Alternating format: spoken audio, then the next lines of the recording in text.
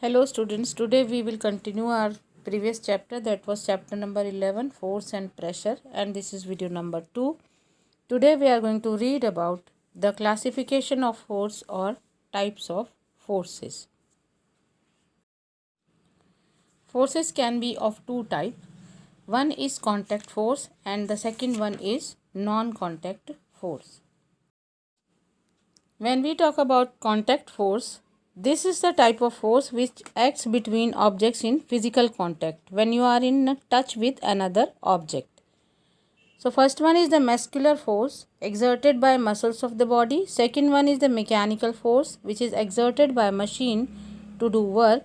And the third one is the frictional force which opposes the motion.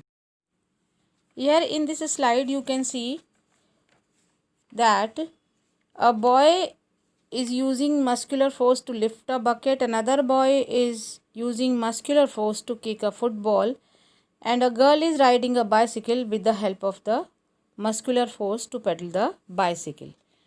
Now, with the above examples, we conclude that to apply a force on an object with the help of our body parts which come in contact with the objects, they produce muscular force. Or we can say the force resulting due to the action of muscles is known as muscular force. Since our body is in contact with the object, muscular force is a contact force. We use muscular force during walking, running, pushing, pulling and lifting certain objects.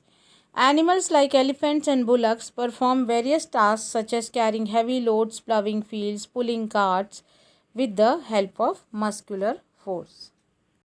Now, next type of contact force, that is the mechanical force. The force exerted by a machine to do some work is called mechanical force. No machine can produce force on its own, it needs some kind of energy. Sailboats use the energy of wind to produce mechanical force which propels the boat. Windmills uses the energy of wind to produce mechanical force which rotates the blades of the windmill which runs the electric generators to produce electricity. On your screen, you are seeing an example that a car moves only when its wheels move. The force exerted by the car engine to move the wheels is the mechanical force. A car engine burns fuel to generate mechanical force.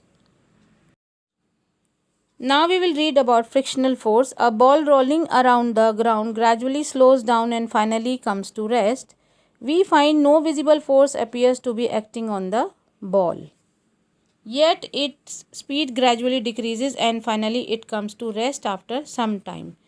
Now there must be some cause so that the change in the state of motion of the ball takes place. Now we will see that the force which is acting on this ball is the force of friction. The force acting along the two surfaces in contact which opposes the motion of one body over the other is called the force of friction. Frictional force always opposes the motion of the moving body. The force of friction is due to the roughness of the surface of the bodies in contact. The more is the roughness of the surface in contact, the more is the force of friction between them. If there is no friction, so it was not possible so that the ball will stop. Now we will read about non-contact forces. Some forces do not involve physical contact between two bodies on which they act. They act through the space between them. Such forces are called non-contact forces. So we can define non-contact forces as the forces which can act even when objects are not in physical contact with each other and bring about changes.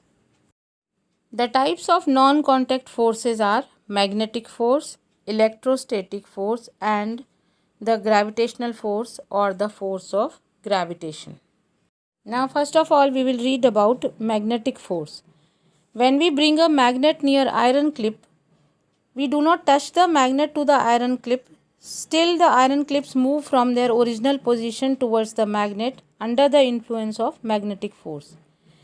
It is seen that magnetic force acts even through the two objects, the magnet and the iron clips, are not in contact with each other. So the magnetic force is an example of non-contact force. Now about electrostatic force.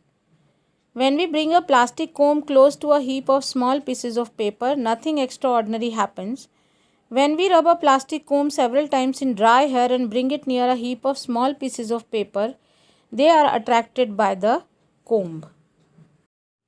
I am sure you must have done this magic several times in the class also. Now, what is the reason of this? This is because on rubbing the comb, it gets charged. Since the charge is produced due to rubbing of comb and remains there without any movement, it is called electrostatic force, or the force exerted by a charged body on another charged or uncharged body is known as electrostatic force.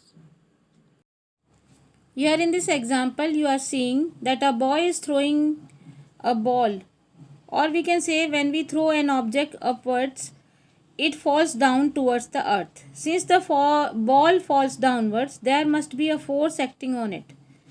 This force is due to the attraction between the earth and the object, and this is called force of gravity or the gravitational force. We can say that the force exerted by the earth on an falling object is called the gravitational force of the earth or the earth's gravity. Gravitational force exists everywhere in the universe. For example, if we are having a pen and I am writing on a notebook, so there is a force between the pen and the book.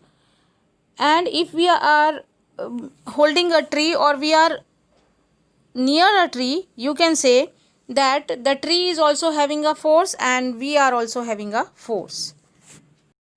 The magnitude of this force depends upon the masses of the two bodies and the distance between them. We must notice that the masses of the object are, if small, the force of the gravitation between them is also small and cannot be detected easily. Okay class, this is all for today, and in the next class we will read about pressure.